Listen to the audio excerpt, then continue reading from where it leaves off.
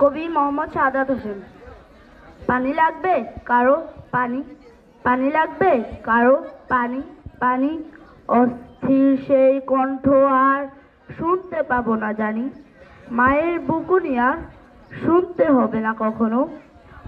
অসহায় বন্যার্থদের কাছে ছুটে যাবে হয়তো অন্য কোনো মুগ্ধ, কিন্তু টিয়ার সেলের ধোঁয়ায় আচ্ছন্ন চোখ মুছে মুছে ছুটে চলা সেই মানবতার ফেরিওয়ালা।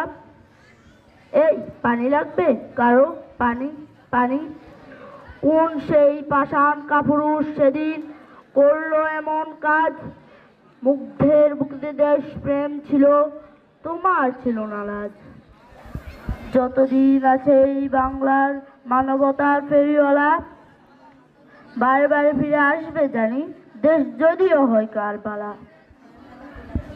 চোখ দুটো মুছে মুছে গায়ের টি শার্টে দুঃখের যত গ্লানি, তবুও মুগ্ধরা বলে উঠবে পানি লাগবে কারো পানি, পানি। আসসালামু আলাইকুম।